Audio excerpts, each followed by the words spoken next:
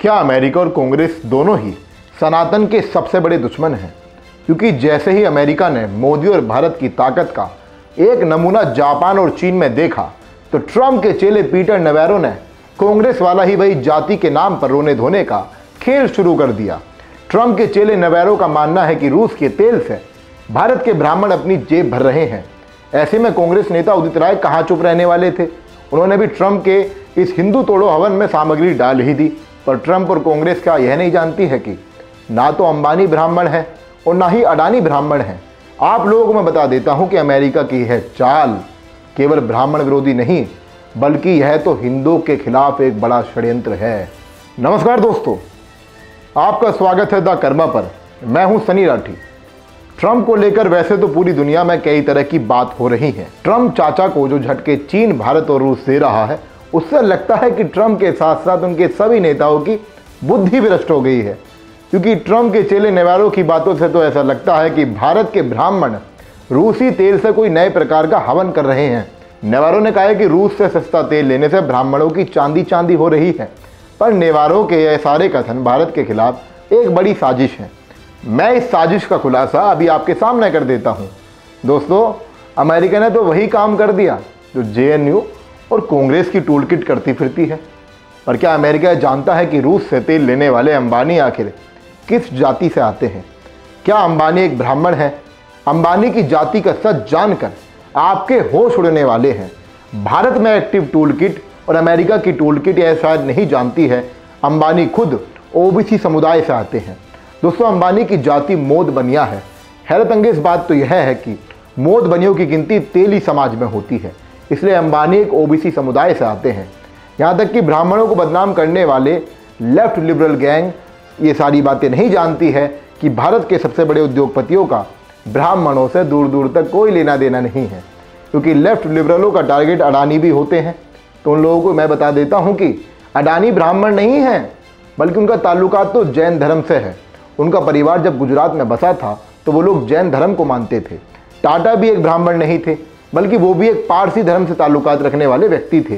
तो फिर अमेरिका और कांग्रेस का यह मानना कि ब्राह्मणों ने देश पर कब्जा कर लिया है, यह सब केवल भारत की एकता और अखंडता को तोड़ने की एक साजिश है, एक नए प्रकार का हवन है। अगर मेरे इतना सब बताने के बाद भी आपकी आंखें नहीं खुली हैं तो ब्राह्मणों को टारगेट करने के इस षड्यंत्र को खुद दलित उद्योगपतियों ने तोड़ा है। दलितों के भीतर नफरत भरने की बजाय उनको कनामी ट्यूब्स की अध्यक्ष कल्पना सरोज के बारे में क्यों नहीं पढ़ाया जाता है? वो भी भारत की एक सफल महिला, उद्यमी और टेडेक्स की वक्ता है। दलित समाज से आने के बाद भी उन्होंने कभी भी कास्ट का विक्टिम कार्ड नहीं खेला है। साल 2013 में कल्पना सरोज जी को ही पद्मश्री से सम्मानित खुद कांग्रेस ने किया था, लेकिन जाति के आधार पर नहीं बल्कि कल्पना सरोज जी के बुलंद इरादों और महिला सशक्तिकरण की मिसाल कायम करने के लिए उनको यह अवार्ड मिला था। दोस्तों, कल्पना सरोज जी के अलावा मिलिंद कांबले, राजेश सरिया, अशोक खाड़े, यह सब वो बड़े व्यापारी हैं जो खुद दलित समाज से आते हैं। इसलिए कांग्रेस और अमेरिका का ब्राह्मणों को टारगेट बनाना कुछ और नहीं, बस एक षड्यंत्र ही है।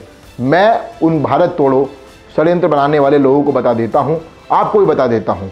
पहले तो आप अपने दिमाग से यह मिथ्या निकाल दीजिए कि ब्राह्मणों को टारगेट करना एक नई बात है। सच तो यह ही है कि अंग्रेज़ों के शासनकाल से ही हिंदुओं के बीच एक दीवार खड़ी कर दी गई थी। आर्यन इन्वेजन थ्योरी से लेकर उत्तर बनाम दक्षिण और ब्राह्मण बनाम द्रविड़ या दलित, यह सब अंग्रेज़ों की एक चाल थी जिसके ऊपर आज भी कांग्रेस और अमेरिका मिलकर काम कर रहे हैं। वैरन हेस्टिंग्स से लेकर मैक्स म्यूलर तक ने भारत के लोगों को बस तोड़ने की कोशिश की है। अमेरिका और कांग्रेस इस बात को जानती है कि भारत को कमजोर करने के लिए नफरत का बीज बोना बेहद जरूरी है। मैं ऐसा इसलिए भी कह रहा हूं क्योंकि मूल निवासियों का भेष धारण करने वाले मारिच राक्षस जैसे हैं। वो भारत विरोधी लोग भीतर से भारत विरोधी हैं और बाहर से ब्राह्मण विरोधी हैं। बस उनके पास मारिच की तरह हर किसी के सामने अपनी असली पहचान छिपाने की एक शक्ति है। तभी तो आप देखें कि बिना तथ्यों के भी इन कलयुग के मारीचों का टारगेट केवल ब्राह्मण समाज है। पर ब्राह्मणों को टारगेट करके इनको क्या मिलता है? कोई अन्य उपलब्धि नहीं, बल्कि ये लोग सनातन धर्म और भारत को कमज़ोर करना चाहते हैं। अमेरिका में भी इक्वालिटी लैब्स जैसे संस्थान हिंदुओं के बीच नफरत की दीवार खड़ी करने का काम करती हैं। सुंदर अय्यर नाम के एक जन सूचना अधिकारी को भी पहले अमेरिका में जाति के आधार पर फंसाने की कोशिश की गई थी, लेकिन सुंदर अय्यर अपना केस जीत गए थे।